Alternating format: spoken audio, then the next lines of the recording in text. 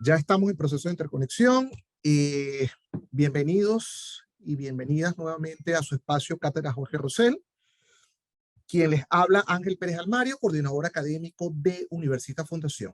No olvidemos que la Cátedra Jorge Rosell es un esfuerzo mancomunado entre organizaciones como la Asociación Latinoamericana de Derecho Penal y Criminología, la Academia de Ciencias Sociales y Políticas de Venezuela, el Instituto de Estudios Jurídicos del Estado Lara, las universidades del Zulia, Universidad de Yacambú y, por supuesto, el equipo de Universitas Fundación, quienes hoy gratamente se sienten complacidos, no solamente por la aceptación nuevamente de una invitación del profesor William Latuf, acompañarnos hoy con una nueva temática y sobre todo de carácter procesal, donde podemos recoger algunas de las implicaciones que se han establecido a nivel de foro frente a aspectos propios de carácter defensivo en el proceso.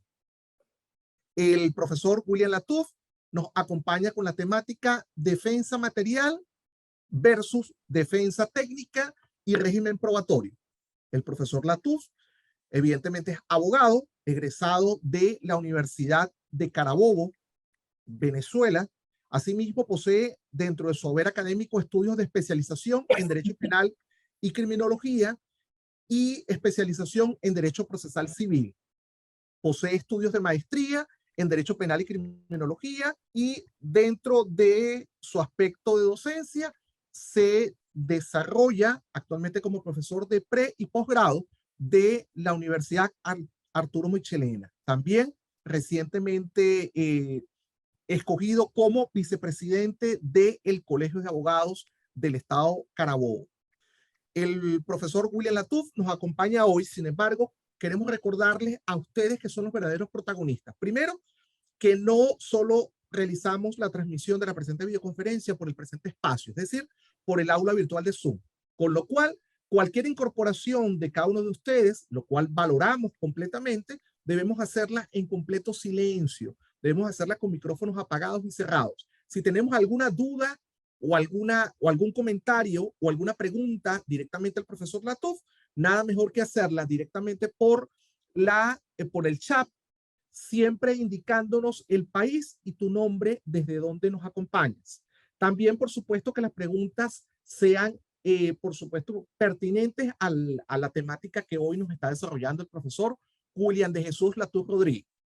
Asimismo, queremos invitarles que todos aquellos que se encuentren en plataformas como Instagram, Facebook, interconectados desde el canal de YouTube Universitas Fundación, puedan también aprovechar la sección comentarios para realizar todas aquellas preguntas que en la segunda parte de la presente videoconferencia o de este conversatorio que tendremos hoy con el profesor Latuf podamos desarrollar.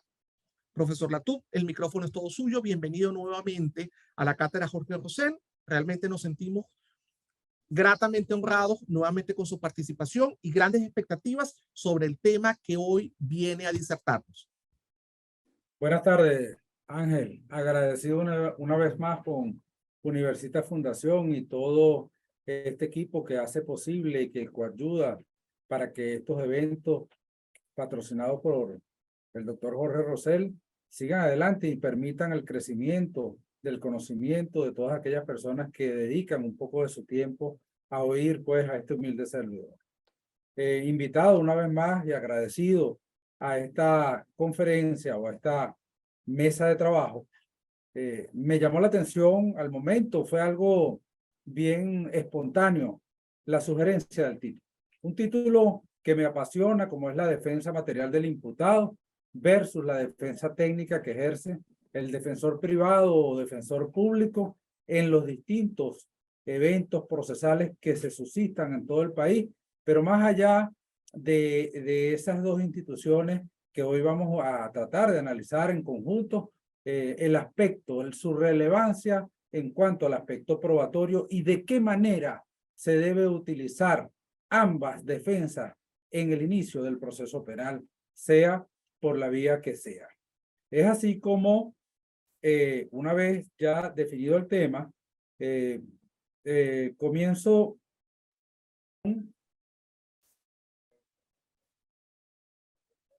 esa defensa material que ejerce el imputado. Pero allí se nos presenta un problema que históricamente desde la vigencia del Código Orgánico Procesal Penal ha mutado, es en cuanto a la condición de imputado.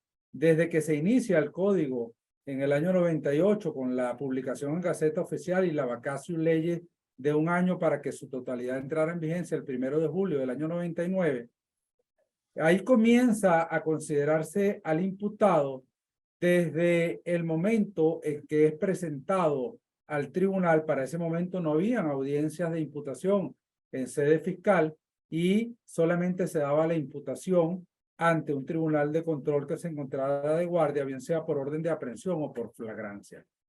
Seguidamente se fue improvisando aquellas personas que todos éramos desconocidos de ese nuevo proceso, que era un paradigma nuevo y que dejaba atrás el sistema inquisitivo, y se fueron ajustando criterios doctrinales y jurisprudenciales en cuanto a la imputación, y es así como pasamos a la imputación en sede fiscal, a la imputación por orden de aprehensión y a la imputación por flagrancia. Ese acto de imputación no aparecía en el código. Sin embargo, hacía alusión uno que otro artículo en los procedimientos especiales, y es así como llegamos a que sea el Tribunal Supremo de Justicia quien dedica un capítulo jurisprudencial pacífico, reiterado e inequívoco, donde explica cuáles son esas características y esos pasos que se debían dar para que la imputación fuera válida. En ese momento se describía o se adquiría la condición de imputado cuando usted tenía conocimiento de un acto de procedimiento, y ese acto de procedimiento del cual usted tenía conocimiento ya lo hacía acreedor de ser imputado y, por supuesto, de ejercer los derechos del imputado plasmados para aquel momento en otro numeral de los artículos, hoy en el artículo 127 cuando se trata del imputado adulto, o cuando se trata de un imputado adolescente entre 14 y 18 años, artículo 531 de la LOBNA, el artículo 654 que habla de ese imputado adolescente en ese procedimiento especialísimo que está y que rige la Ley Orgánica para la Protección de los Niños, las Niñas y los Adolescentes. En el año 2017 sucede una transformación jurisprudencial donde el máximo tribunal de la República, en sala constitucional, con ponencia conjunta, elimina un parágrafo del artículo, anula un parágrafo del artículo 305 y se excede en su decisión y señala en esa decisión que nada tenía que ver con el formal acto de imputación, que la imputación a partir de ese momento iba a ser en sede fiscal, en sede de tribunal, bajo todos los aspectos y todas las hipótesis posibles. Estamos hablando de la sentencia del 12 de julio del año 2017, específicamente la 17-0658. Es así como se comienza a aglomerar un conjunto de causas en los tribunales, y hay una doble tesis que manejaban los jueces de control. Algunos te enfrentabas a ellos y vas a un formal acto de imputación y ellos decían solamente puedo escuchar, le doy la naturaleza a la formalidad del acto de imputación, pero no me puedo pronunciar sobre nada. No me puedo pronunciar sobre medidas cautelares, no me puedo pronunciar sobre procedimientos especiales o abreviados. Y entonces era un acto de imputación mutilado, en el cual las personas que desde el cargo de fiscales o defensores públicos o privados nos encontrábamos en ese acto solemne y procesal. Otros jueces sí se pronunciaban y decían, no, yo soy el juez de control que está de guardia, al cual, o el juez que donde quedó la distribución, y yo tengo los poderes para dirigir el proceso y para pronunciarme sobre eso. Seguidamente, en la interpretación de esa misma sentencia agrega como doctrina jurisprudencial una palabra que había quedado en el pasado, es la palabra de investigado. Entonces, cuando una persona era capturada en flagrancia, era investigado hasta el momento en que se celebraba el acto de imputación, pero se acompañaba un acta que le hacen firmar de los derechos del imputado, Y entonces, si yo tenía derecho y era investigado y firmaba un acta de derecho del imputado, ¿por qué no podía ejercer los derechos del imputado? Entonces, esa sentencia le da vida a una tesis que establece y de la cual yo comparto, de que la firma de esa acta de los derechos del imputado es inconstitucional porque viola el contenido del artículo 49, numeral primero, porque además, dentro de la defensa del imputado está de que él no puede firmar, declarar ni hacer ningún acto de esa naturaleza si no está en presencia del imputado y consecuencialmente frente a un juez que es el que validaba eso y hoy por hoy un fiscal del Ministerio Público en la nueva dinámica de la imputación. El 17 de septiembre del año 2021 sufre una modificación nuevamente el Código Orgánico Procesal Penal y se retrotrae a que la imputación sea en sede fiscal bajo los mismos parámetros que ya había sido y comienza otra vez la diatriba en la cual no voy a caer si volvimos a lo que debe ser o si debemos seguir con la imputación en sede del tribunal. Sin embargo, tenemos ahora la imputación en sede del tribunal solamente para el procedimiento especial plasmado en el artículo 354 y siguiente, es decir, el juzgamiento para los delitos menos graves y también cuando exista flagrancia u orden de aprehensión y se materialice la detención.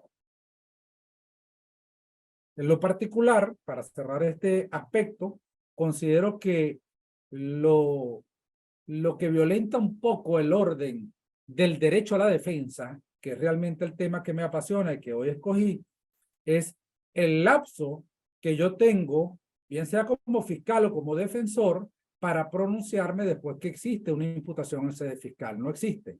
Comienza el proceso con esa imputación. Como no fue en el tribunal y no existe una medida cautelar privativa o sustitutiva de libertad que me va a dar el lapso de investigación 45 días o hasta 6 meses, entonces simple y llanamente no tengo lapso. Entonces ahí es donde debemos ser muy cuidadosos como fiscales o como defensores en tratar de armar una defensa para que ese lapso no muera y no quede en indefensión el imputado, porque de ser así, las consecuencias serían gravísimas si el acto conclusivo es un acto conclusivo acusatorio. He escuchado esto como un abreboca a lo que es mi exposición y hoy por hoy vigente la reforma del Código Orgánico Procesal Penal repito, del 17 de septiembre del año 2021. Entonces, vamos a analizar de qué manera el imputado puede hacer uso de esa defensa material. En principio, la mente, la gestual y lo que comúnmente manejan los profesores universitarios, pareciera que es que tenemos que llegar al formal acto de imputación en cualquiera de las dos sedes para que el imputado a través de su declaración pueda defenderse. Ciertamente es así, pero él puede defenderse antes porque ya él es acreedor de sus derechos y él se defiende cuando él tiene acceso a hablar con su abogado, ya ahí él está ejecutando actos parciales de defensa, como lo denomina la doctrina. Cuando él es informado de los motivos de su detención, el imputado está ejerciendo actos parciales de defensa. Cuando sus familiares son informados qué tribunal lo está requiriendo, a la orden de qué tribunal se va a colocar, cuando no se le permite al Estado su extralimitación a través de la incomunicación, de incomunicarlo, entonces está ejerciendo actos parciales de defensa. Por allí también hay un derecho que llama mucho la atención, que es la exposición a los medios de comunicación sin que sea por escrito y que sea avalado tanto por el imputado como por el defensor. Y he escuchado con mucha pasión personas que dicen, pero ¿qué imputado va a querer que lo exhiban a los medios de comunicación? Bueno, habrá quien sí lo quiera. Habrá quien sí lo quiera porque hoy por hoy las detenciones, las personas que hoy por hoy, muchas de ellas han sido detenidas, bueno, han ocupado grandes cargos en la sociedad civil. Entonces pareciera que ahora es un requisito formal estar detenido para ahora ser una persona importante y habrá quien lo quiera. Es un derecho que está allí, simplemente se ejerce o no se ejerce indistintamente de las violaciones que sabemos que se están causando de este tipo de orden y de este tipo de controversia en cuanto a los derechos que tiene el imputado. Ahora sí llegamos al momento en que se va a materializar la defensa material por parte del imputado. Antes de Profesor, entrar, dígame. profesor William, usted nos comentaba que tenía un material que deseaba compartir. Lo Está, tengo, está en la lámina número 2. sí, pero no lo vemos al público. ¿Será que podemos?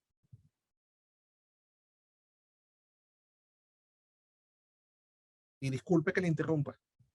Ahora Allí lo, sí, ahora sí lo está abriendo. ok, Ahora sí, profesor. está en la lámina número 2, aparece un puño. Sí, sí, ahora sí lo estamos viendo. Gracias, profesor. Entonces, es así como hay que definir, antes de entrar en lo que es la declaración del imputado como una garantía constitucional que establece el debido proceso, una marcada diferencia entre el derecho a ser oído, que también forma parte de la defensa material del imputado, la declaración del imputado plasmada en el contexto constitucional vigente y regulada a partir del artículo 132 y siguiente del Código Orgánico Procesal Penal, y no menos importante, la última parte de ese artículo 49, numeral 5, que es la confesión, de la cual el doctor Juvenal Salcedo, Juvenal Salcedo Cárdenas, tiene una excelente obra, una tesis de grado, mención publíquese, donde explica claramente, aunado a otros aspectos y a otras doctrinas probatorias, que trajinan ese tema de la confesión. Esos tres aspectos forman parte de la defensa material. Vamos a pasearnos por por alguno de ellos. En cuanto al derecho a ser oído, que también forma parte del debido proceso y que lo encontramos en el numeral 3 del artículo 49 del texto constitucional vigente, establece que todas las personas que materialmente se encuentran en una regulación procesal tienen el derecho a ser oído con las debidas garantías y plazos razonables determinados por la ley. Esos plazos razonables son los que están previamente establecidos, y cuando no estén previamente establecidos, simplemente nos remite al derecho a petición plasmado en este mismo texto constitucional.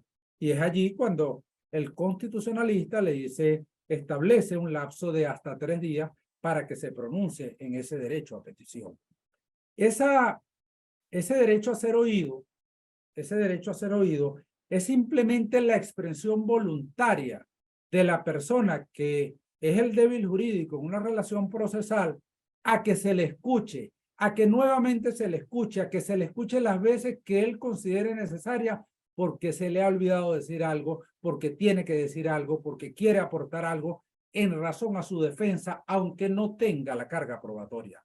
Porque sabemos que estamos hablando de delitos de acción pública y, consecuencia del principio de presunción de inocencia, la carga probatoria la tiene el Estado venezolano. Como primera consecuencia y como segunda consecuencia, sabemos que existe el indubio pro reo plasmado en el artículo 24 constitucional. Es así como ya más o menos determinado lo que es ese derecho a ser oído. Yo tuve una gran experiencia, y le digo a todas las personas que me están escuchando, en un tribunal donde ya había el pronunciamiento o iba a venir el pronunciamiento del juez en la audiencia en el formal acto de imputación material, y ya había declarado el imputado. Estaba una juez suplente y el imputado voluntariamente levantó su mano y le dijeron, dígame, ¿qué tiene que decir usted? Y él dijo, yo quiero ampliar mi declaración porque hubo algo que no dije. Y la juez le dijo, ya pasó. Ya su momento pasó. Yo le di la oportunidad y ya usted dijo lo que tenía que decir. Yo exhorté y dejé plasmado que existía el derecho a ser oído y que se tenía que abrir esa articulación de que él quería volver a declarar. Ella lo negó y yo apelé de la privativa de libertad y mencioné eso, no me voy a traer una gloria que no dice, simplemente la mencioné, y la Corte de Apelaciones retrotrajo el proceso porque se había violado el derecho a la defensa y se ordenó un nuevo acto de imputación frente a otro juez y que el juez examinara muy bien lo que la solicitud de la Fiscalía del Ministerio Público en cuanto a la medida cautelar solicitada. Fue un gran logro para ese momento y siempre hago referencia a las personas que me escuchan, tanto en la universidad, en pregrado como posgrado, cuando toco este tema. De allí pasamos a lo que es la declaración del imputado como tal, donde él realmente va a utilizar la palabra, el verbo, para nadie más que él, nadie mejor que él, defenderse ante unos hechos que trata el Ministerio Público como representante de la acción penal de encuadrar en el derecho. El imputado, más que nadie, se va a defender. Muchos abogados son de la tesis de que como existe el derecho constitucional a abstenerse a declarar y que en nada lo perjudica, es mejor que no hable. Yo soy de criterio contrario, de un criterio más amplio, más abierto, incluso cuando los abogados señalan que se trata de un problema cultural y que no todos los imputados tienen la misma capacidad al momento de hablar. Yo quiero decirles que las mejores experiencias las he tenido al momento en que el imputado ha declarado.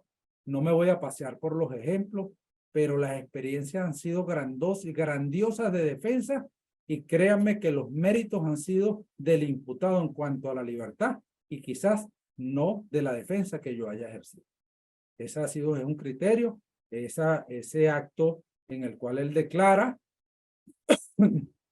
está lleno de muchas formalidades para que tenga vigencia y validez, como es la ausencia de juramento, como es la posibilidad que tenga el juez de que el imputado declare hasta donde quiera declarar, de que no sea coaccionado y de que al momento de que vengan las preguntas, tanto del Ministerio Público como la defensa, estas no sean capciosas, sugestivas o impertinentes.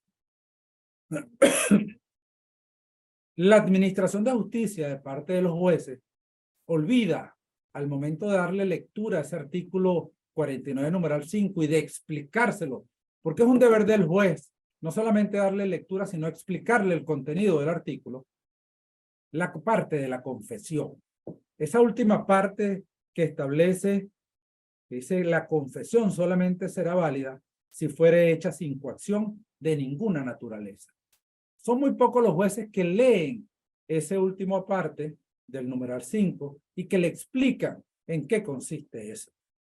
Es necesario porque tiene una formalidad y tiene una relevancia y sobre todo tiene una importancia desde el punto de vista probatorio, que estemos o no estemos de acuerdo, es lo que ha sostenido la jurisprudencia continua, pacífica, inequívoca, reiterada, que da confianza legítima y expectativa plausible. Es así como la confesión la señalan la doctrina o gran parte de la doctrina, me voy a permitir leer, como el reconocimiento que hace el procesado, en este caso imputado, en un proceso penal o fuera de él. Esa expresión fuera de él no cabe en nuestro proceso acusatorio garantista. Está distante de nuestro proceso acusatorio garantista y dice de su autoría o de su culpabilidad en la comisión de un hecho punible. Lo hace oral o por escrito, porque de ser así, como lo establece gran parte de la doctrina, y me permití leer un concepto que ha venido, una definición que ha venido siendo reiterada en los distintos autores, entonces esas declaraciones que nos ponen en la televisión, que nos ponen en los medios de comunicación hoy por hoy, en Instagram, en Facebook y en todas las redes sociales, donde la policía coloca a las personas que son detenidas en algún momento a decir la forma, manera, circunstancia, de modo y lugar en que se ha producido una detención y la participación, estaríamos hablando de una confesión y esa confesión no es válida porque no está hecha frente a un juez, porque esa confesión tiene límites. Y tiene límites que el juez debe estar atento y vigilante, porque si no, esa confesión está llena, está embargada de nulidad. La casación penal venezolana y la doctrina actual sí hacen una definición y establecen en forma constante que para que exista confesión es necesario que el reo se declare autor de un hecho delictivo que se le imputa, que lo haga en términos precisos y que no quede ninguna duda de que éste está reconociendo su propia culpabilidad. Allí tenemos que hacer un paréntesis, porque no tiene nada que ver la confesión como mecanismo de defensa constitucional con el procedimiento especial de admisión de hechos. Procedimiento especial de admisión de hechos es bien cuando el fiscal precalificó y el juez admitió en la audiencia preliminar y admitido en la audiencia preliminar antes de la recepción de prueba ya en fase de juicio. Yo admito lo que está allí, lo que el fiscal dijo. No tiene que reconocer nada. A principios del Código Orgánico Procesal Penal se hablaba de si la admisión de hecho era admitir culpabilidad. Se habló mucho de eso y ha sido olvidado ese tema. Sería interesante una tesis de grado con relación a ese tema. Es así como nos paseamos por la posibilidad de que el juez tenga que revisar y estar atento a que no coaccione al imputado, ni el Ministerio Público, ni la defensa, ni siquiera él mismo, para que él confiese. Ahora, la confesión ha sostenido el Tribunal Supremo de Justicia, para mí equivocadamente, de mi humilde tribuna y mi humilde opinión, que siempre tiene que ser positiva, porque la confesión negativa, es decir, cuando el imputado declara y señala y dice, quiero confesar, y expresamente señala circunstancias de modo, tiempo y lugar que lo exculpan, no se tiene como confesión, sino como declaración del imputado, porque tiene que ser positiva.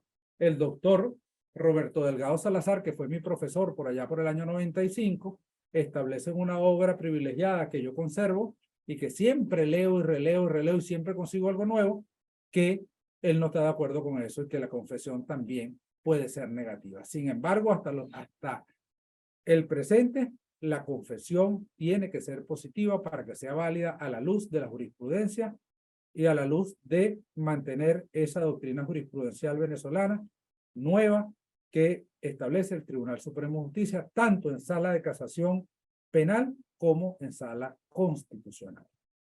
Pasado a esto y utilizado por el imputado todos estos tres mecanismos de defensa que el juez debe estar atento a que se cumplan para que no se viole el debido proceso y dentro del debido proceso el derecho a la defensa, que es sagrado, formal, entonces se le cede la palabra a ese defensor, en principio, defensor privado. En principio, el imputado tiene el derecho a buscar un defensor de carácter privado y si no tiene el acceso, la forma, la manera, la parte económica, entonces cuando el Estado por vía accesoria debe colocar un defensor público para que no se viole el derecho a la defensa. Entonces, nosotros como defensores debemos estar atentos para que si el juez no está materializando su rectitud, su orientación, su vigilancia procesal de ese primer acto procesal, hacerle ver que puede incurrir en un vicio de nulidad. Ahora bien, cuando el abogado en cualquier acto oral, porque todos los actos procesales son orales, lo único es que no todos son públicos, ejerce el derecho a la defensa, lo primero que tiene que estar atento es a ver de qué acto se trata, porque si bien es cierto, todos los actos son orales y se parecen, no todos cumplen la misma función, ni se busca lo mismo, ni se hace lo mismo. El acto de imputación formal en sede fiscal o en sede del tribunal tiene una formalidad y unos límites, tanto para la defensa como para el Ministerio Público, incluso para el propio juez. El acto de una prueba anticipada tiene unos límites. El acto de una audiencia preliminar también está diseñada, es un traje a la medida. ¿Para qué?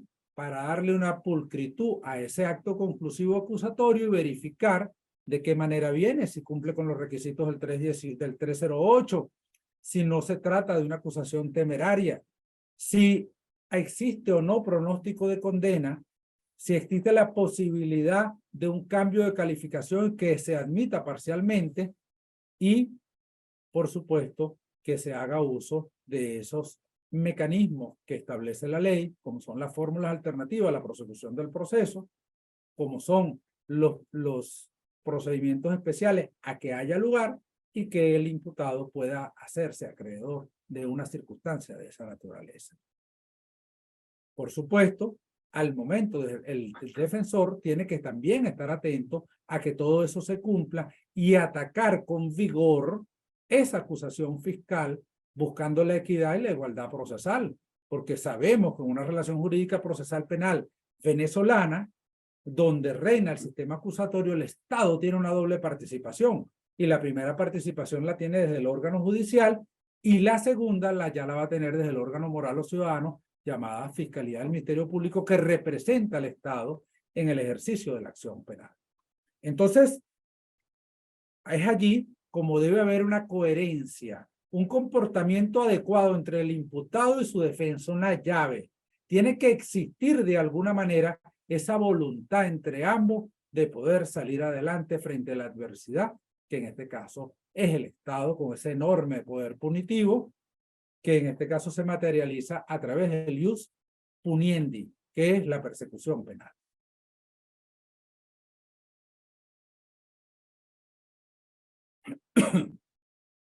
Igualmente, la defensa tiene que recordar que el proceso penal venezolano es material y formal, y que uno tiene que ver con todo lo que es la regulación de los lapsos procesales que son preclusivos, de la forma en que se van a dar dichos lapsos, de la manera y requisitos que se exigen para ello, de el debido comportamiento, de darle vigencia a la buena fe entre las partes en el litigio y de toda ese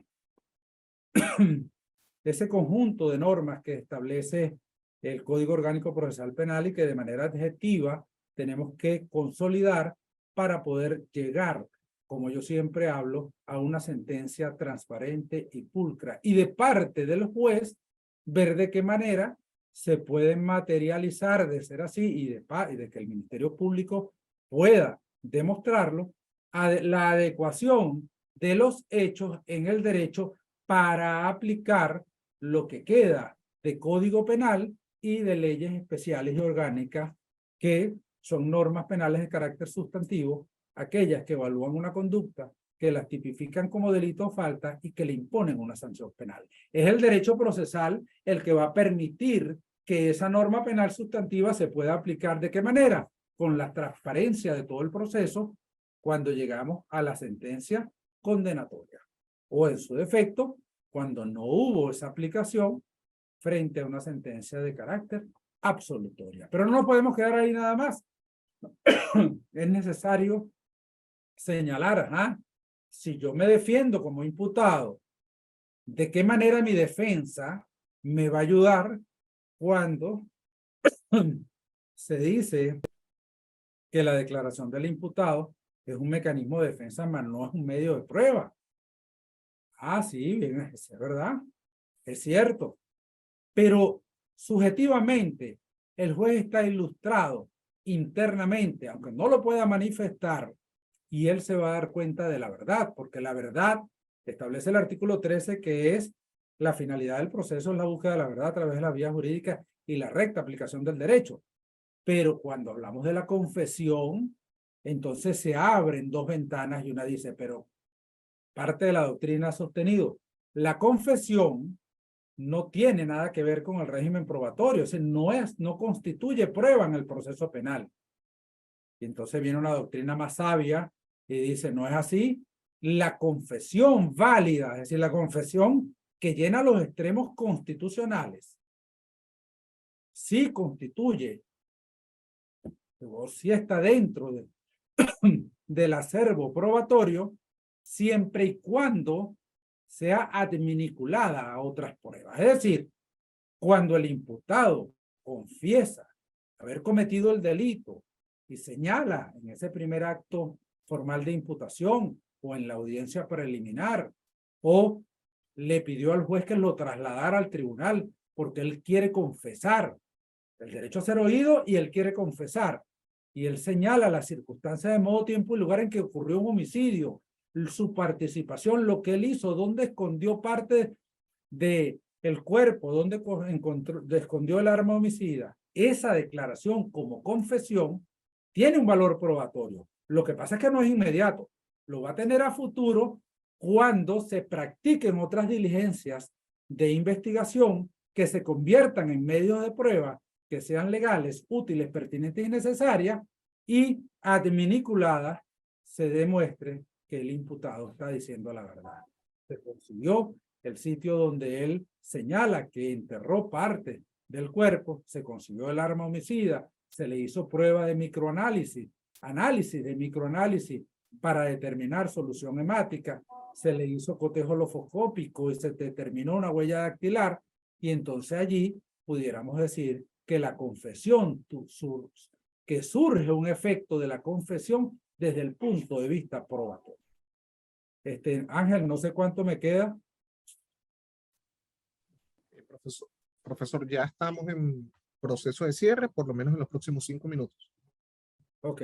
Los artículos involucrados en esta pequeña disertación, que existe el cúmulo de preguntas, está el artículo 49, numeral primero del texto constitucional, el numeral tercero, el numeral quinto, sobre todo, el último parte del numeral quinto, el artículo 1 del Código Orgánico Procesal Penal, que es realmente el derecho a la defensa, esa necesidad de hacer un juicio oral y público, de llevar a proceso a la persona investigada de delito, para que con transparencia, dejando que él haga uso de las garantías constitucionales y de los principios legales, se produzca una decisión. Y, por supuesto, el artículo 127 del Código Orgánico Procesal Penal, 654 de la LOGNA, y un artículo que a mí me fascina, que es el artículo 119, que se le da poca importancia, que son las reglas para la actuación policial conjuntamente con otras normas, como es el uso proporcional y diferenciado de la fuerza. Es necesario preservar las garantías constitucionales, los principios legales, las normas de carácter adjetivo y entender esta clara diferencia que existe entre esas tres instituciones que revisten el derecho a la defensa material que ejerce unilateralmente el imputado y que va de la mano con la defensa técnica que necesariamente, a partir de la ley de abogado y de este nuevo sistema, tiene que ser un abogado quien la ejerza. Debemos recordar que en el Código de Enjuiciamiento Criminal, el doctor Rosell trabajó mucho con ese código, se permitía la participación del amigo íntimo en la defensa del imputado por la carencia de abogado y por la existencia de tribunales en esos caseríos que tenían la posibilidad de dictar unos autos de detención que después uno reclamaba del auto de detención cuando llegabas a un tribunal de primera instancia. Tú reclamabas el auto de detención, después apelabas del auto de detención y era cuando subía a un tribunal superior. Entonces, bueno, si existe alguna pregunta, espero que haya sido de su agrado. El tiempo no nos ayuda, pero no sé, Ángel, quedo de ti. Claro que sí, estimado profesor. Tenemos algunos comentarios que nos han hecho llegar, algunas dudas y, por supuesto, algunas opiniones que quieren conocer sobre un tema que tiene tantas aristas, profesor, pero sobre todo que resulta de gran importancia desde el punto de vista de las implicaciones de carácter procesal hoy en apego a ese Estado de Derecho que tanto anhelamos y protegemos. Saludos, profesor, desde algunos de sus alumnos y algunos de los participantes, reconociendo la excelencia en cuanto a la perspectiva que le dio frente a su videoconferencia. Entre ellos destacamos felicitaciones por parte de René Hernández, Rismari Gómez, Adriana, Enderly López, el profesor Eli Tobar, el profesor Jesús Vergara, algunos otros que reconocen sobre la excelencia de participación, la cual nos sumamos, evidentemente, profesor Latuf. Y tenemos algunas preguntas que queremos conocer su opinión, profesor. Entre ellas, el profesor Ángel Serpa, quien también ha sido invitado en el panel de profesores a la cátedra Jorge Rosell, en ese continuo sumar académico que tenemos en el presente proyecto. Felicitaciones al profesor Latuf y saludos a todos. Pregunta, ¿cuál es el estado actual de la doctrina y la jurisprudencia sobre la autodefensa del procesado abogado? ¿Cuál es su criterio, profesor? Mi criterio es que ciertamente cuando el imputado, cuando recae en una persona, hombre o mujer, la condición de imputado, pero al mismo tiempo es abogado, ciertamente su conocimiento le va a permitir hacer una mejor defensa, pero sigue siendo para mí una defensa material porque el acto es inválido si él no nombra un defensor público o privado. Y no debería ser así, porque él no está condenado y lo único que lo pudiera limitar al ejercicio de la defensa material sería la posibilidad de estar condenado a presidio. Creo que es lo que te imposibilita a partir del artículo 9 del Código Penal el ejercicio de la profesión. Sin embargo, se ha presentado esa situación y los jueces han sabido manejar la situación en cuanto han dicho, bueno, declara, confiesa, ejerce tu derecho como imputado. Si quieres autodefenderte desde el punto de vista técnico, también lo puedes hacer, pero yo necesito escuchar a este defensor público que está aquí o a ese defensor privado que usted dejó para poderle darle la validez al acto de imputación, la validez al acto de la audiencia preliminar o al acto que se esté realizando. Esa es mi humilde opinión. Gracias, profesor Latuf. Siguiente interrogante rápidamente porque tenemos varias. El participante René Hernández, desde el canal de YouTube Universita Fundación, le pregunta lo siguiente. ¿Está de acuerdo el ponente en que el Ministerio Público impute sin ningún tipo de control por parte de los jueces? Y retroalimenta, por supuesto, su pregunta, porque en la práctica se observan muchas imputaciones mal formuladas o genéricas. ¿Su opinión, profesor Latuf? Ya con la reforma del año 2021 y con las distintas jurisprudencias que han salido, y que, por cierto, el doctor Rionero es una persona que ha disertado mucho sobre esto. Eso está aclarado. El juez de control, su nombre lo indica lo que él debe hacer. De hecho, hay otros países donde se llama juez de control constitucional.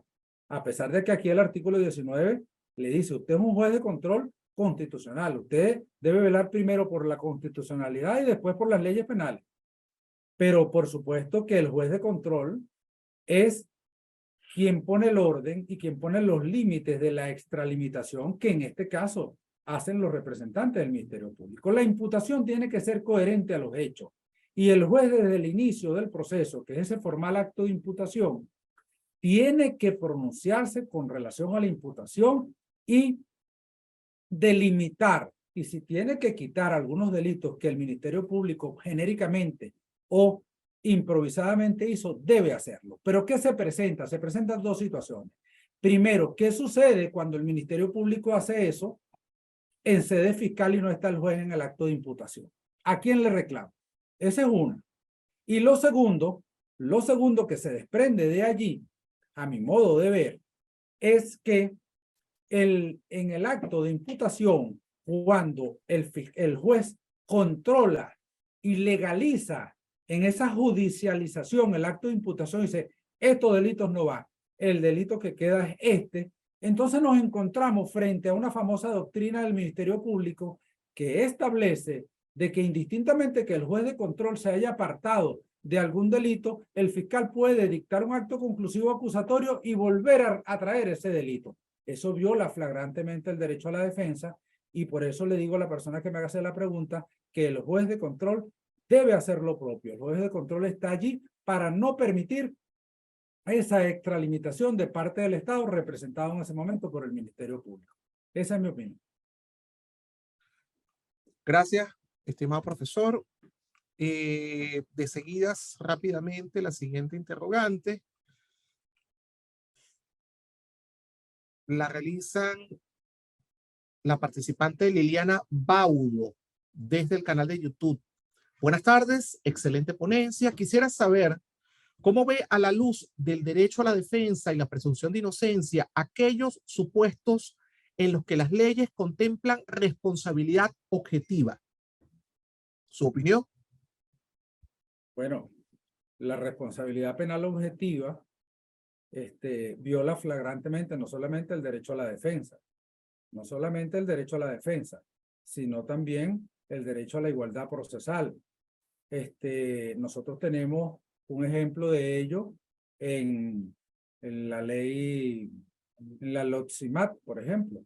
En la LOCSIMAT se establece responsabilidad penal objetiva para el empleador o para el representante de la empresa cuando existen o se derivan de una relación laboral accidentes de tránsito, accidentes de trabajo que traigan como consecuencia la muerte del trabajador o las lesiones.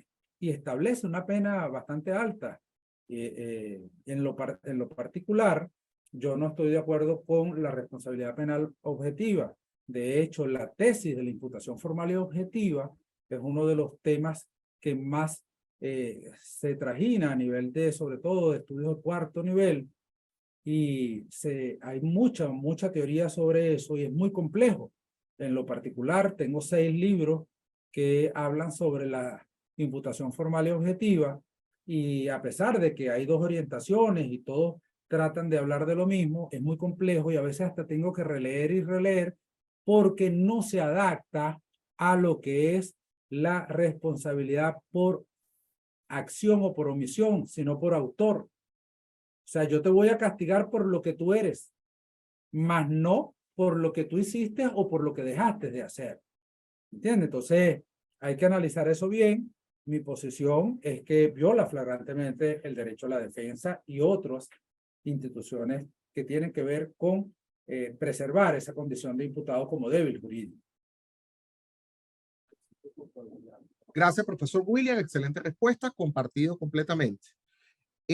Siguiente interrogante, la realizan desde el canal de YouTube el participante Juan Ramos.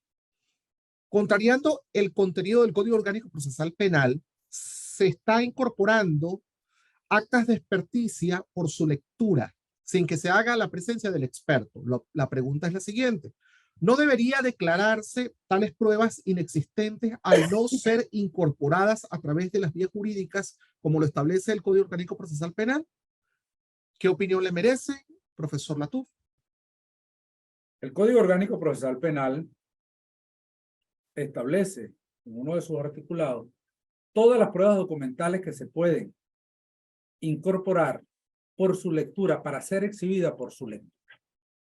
Antes de contestar la pregunta, le digo al participante que no lo sorprenda eso. Ya eso lo corrigió la sala. La sala de casación penal se pronunció sobre eso.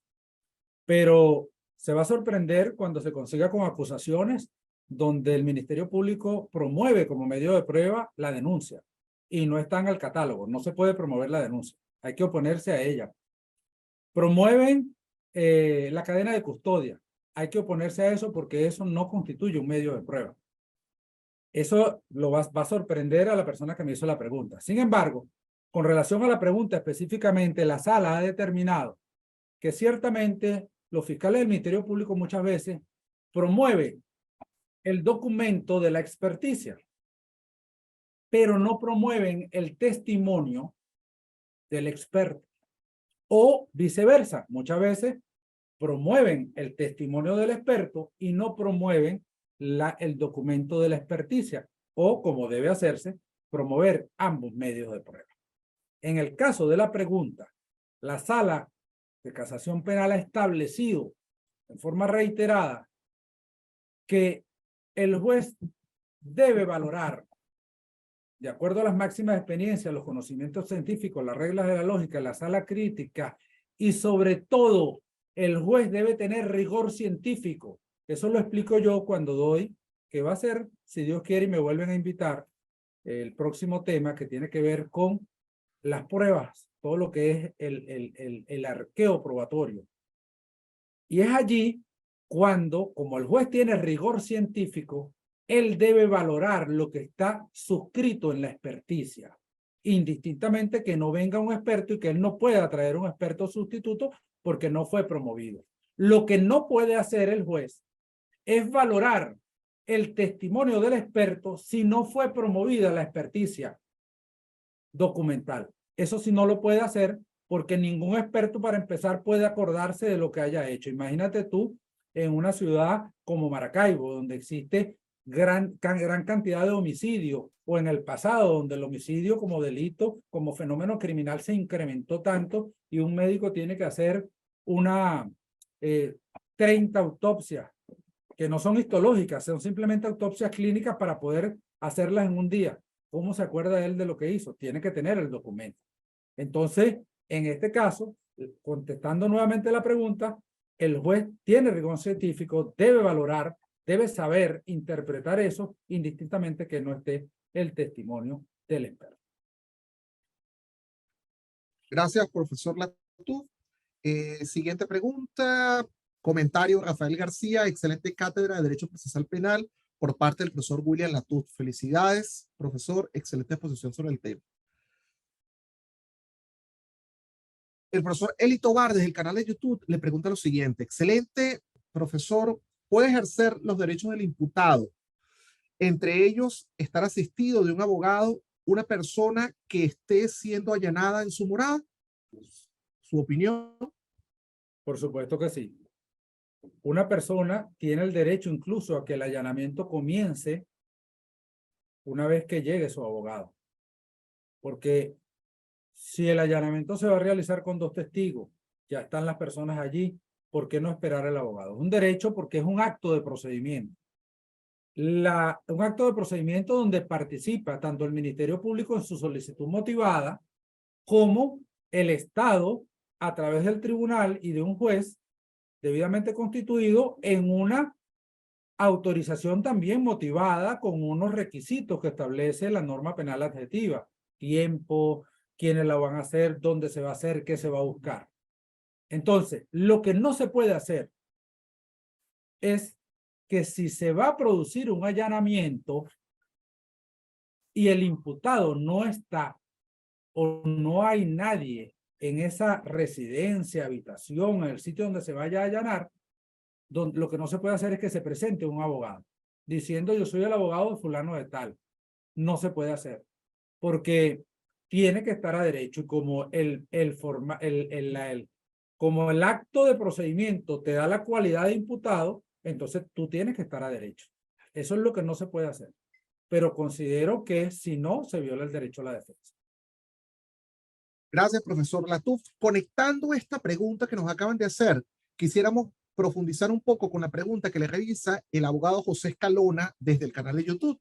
Primero que todo, reconoce la excelencia sobre su disertación y le pregunta lo siguiente: ¿considera el ponente que el ejercicio de la defensa material sea ejercida desde el primer acto del procedimiento o considera que iniciaría desde la imputación formal? ¿Su opinión? No entendí la pregunta. No entendí la pregunta porque el primer acto de procedimiento no le va a permitir a él ejercer una defensa material completa.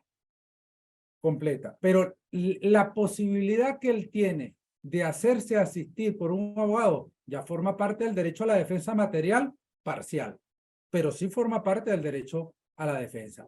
Que se va a materializar, que se va a profundizar en el formal acto de imputación si se diera, porque hay mucha gente que hay un acto de procedimiento, lo allanaron y después puede venir una desestimación de la denuncia. Pero si después se profundizara, se acentuara en el acto formal de imputación, él evidentemente va a profundizar en su defensa. Pero en ese acto, él ejerce la defensa material. Por supuesto que sí, forma parte de todos los derechos que él tiene, en ese caso, de llamar a su abogado defensor. Gracias, profesor Latuf. Rápidamente, el participante Ignacio Vergara le pregunta lo siguiente: en relación al asunto probatorio y la audiencia oral y pública, según abogados en ejercicio, es frecuente sustituir tal audiencia por un acta en la cual se ponen de acuerdo el representante del Ministerio Público y la defensa en su contenido, simulando que se ha desarrollado la audiencia. con la aceptación del juez de juicio.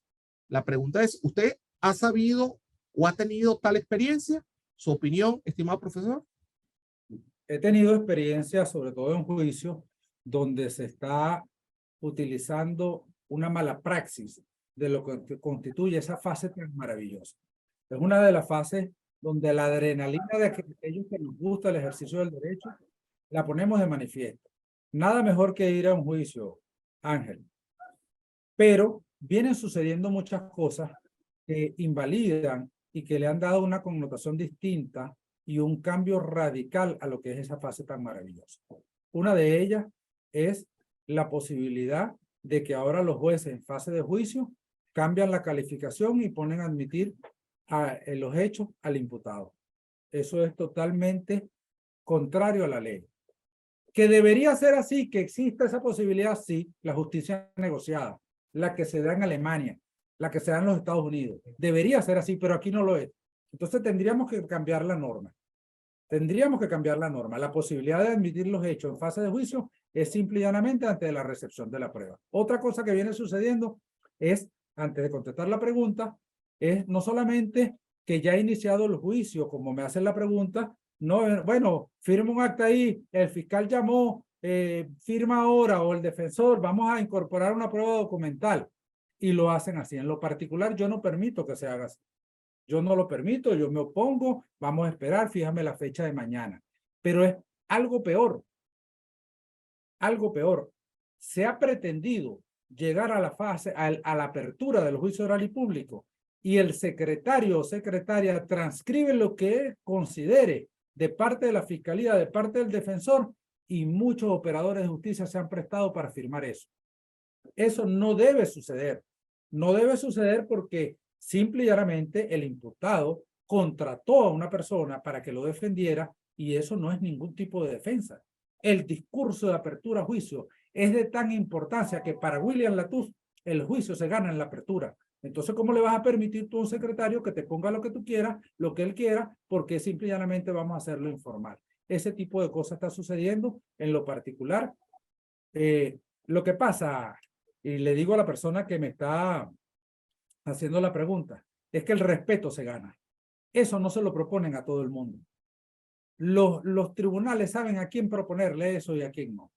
¿Entiendes? Porque el respeto se gana. ¿Pero cómo se gana? Con conocimiento, estudiando, apelando, ejerciendo los recursos, ejerciendo los derechos, sin ningún tipo de condición particular, simplemente como un operador de justicia. Ese es mi mensaje.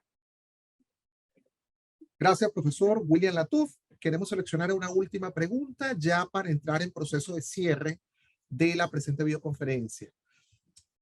La realiza el participante Miguel Juárez desde el canal de YouTube.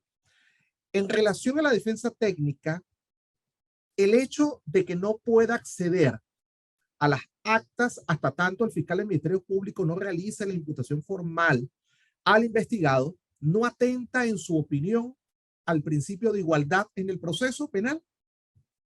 Por supuesto que sí. Atenta contra el principio de igualdad en el proceso y atenta también contra el derecho a la defensa.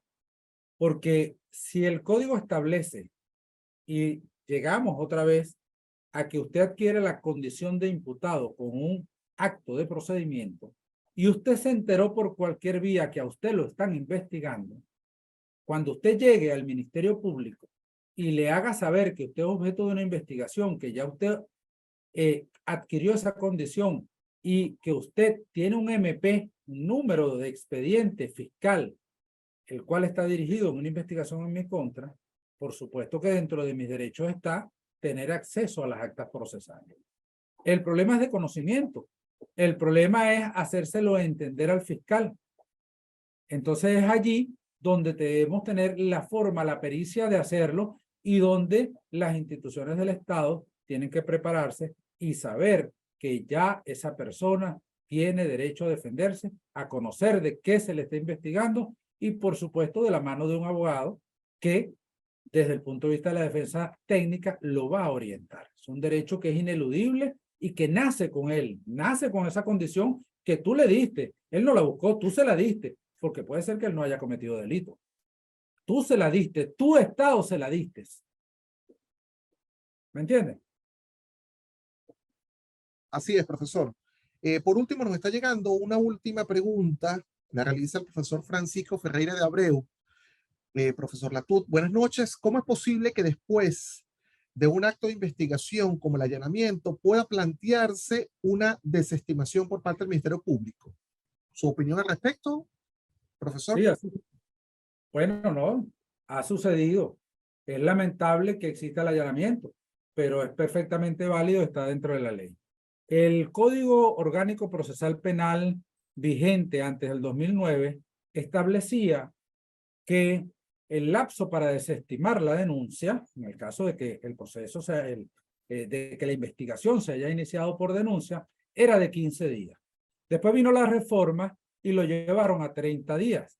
Pero sabemos que existe un gran retardo procesal, que existe una gran inoperancia por parte de los órganos de seguridad del Estado, y nos encontramos muchas veces con que cuando todas las actuaciones le llega una participación al fiscal, una denuncia, él la mandó al órgano de investigación, ordenó o pidió el allanamiento porque consideró que lo debía pedir, el juez de control controló y lo acordó.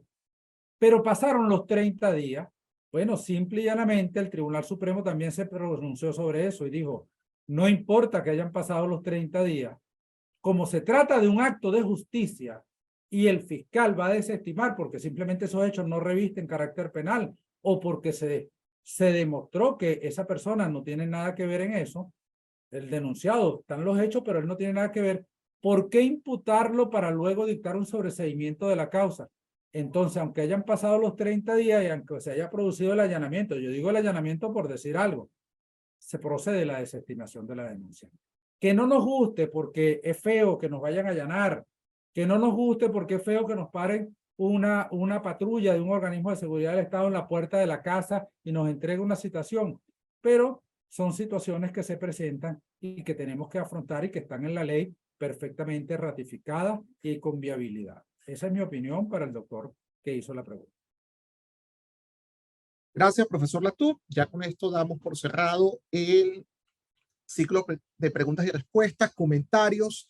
Por supuesto, felicitaciones a el profesor William, que ha sido un eco completamente en cada uno de los canales bajo el cual se está realizando la transmisión de la videoconferencia. Quisiéramos hacer algunos anuncios. El primero de ellos, evidentemente, la Cátedra Jorge Rosell y los organizadores tienen una misión desde su concepción y es precisamente coadyuvar en el proceso formativo y académico dentro de las áreas de derecho penal, derecho procesal penal, criminología y política criminal. Sin embargo, hemos sido lo suficientemente humildes para determinar que esto no podemos hacerlo solo.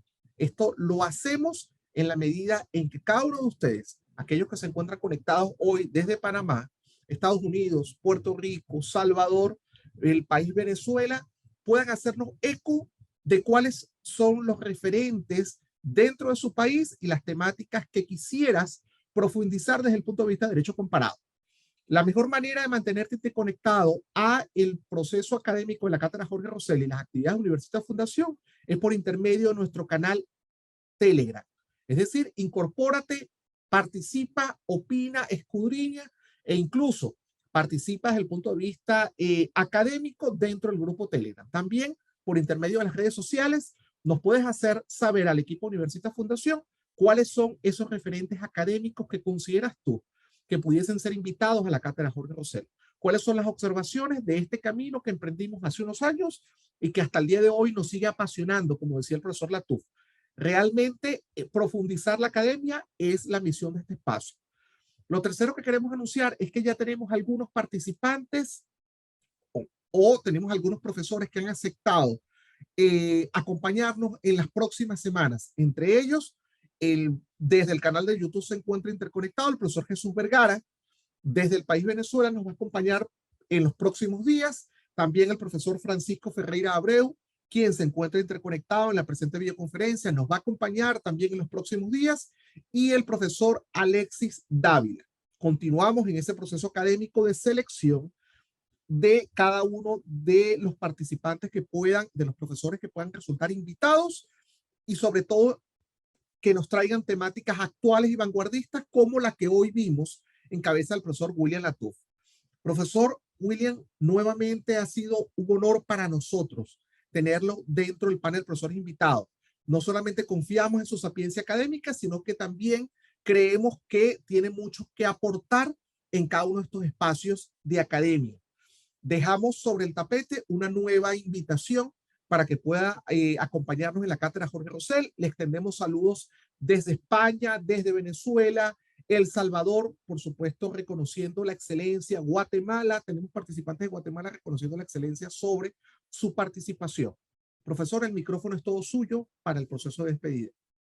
El honor es mío, la gratitud es mía, no solamente con el doctor Rosell, con la institución, con usted, Ángel, sino con todos los participantes, con todas aquellas personas que han hecho esos comentarios que extralimitan pues lo que es mi condición, pero siempre estaré allí aportando un grano de arena. Esto es lo que nos gusta, esto es lo que nos va a ayudar a seguir adelante, a ser mejores personas y a dejar un legado. Esta es la verdadera herencia que le dejamos a nuestros hijos y que le dejamos a nuestros amigos. Y bueno, de más está decirte que siempre estaré allí como un amigo para ustedes, colaborando. Y bueno, que Dios nos permita seguir avanzando y seguir ayudando a todas estas personas que de una u otra manera tienen esa hambre de conocimiento, esa hambre de seguir fomentando esto que apasiona tanto al abogado como es el derecho penal, el derecho procesal penal, las ciencias que tienen que ver con ella, la disciplina, la criminología, la política criminal, en fin, todo eso que la medicina legal, que en la cual nos vemos inmersos en cada vez que existe una relación jurídica procesal. Un abrazo a todos y que Dios nos cuide y Dios nos bendiga. Gracias, profesor. Primeramente, amén. Por supuesto, nuestra gratitud para cada uno de ustedes que escogieron participar en este espacio, opinar en este espacio y sobre todo apartar un poco de su tiempo para construir academia. Seguimos comprometidos desde las instituciones y por supuesto seguir acompañándolos en los miércoles venideros. Chao, chao. Hasta luego, profesor. Gracias.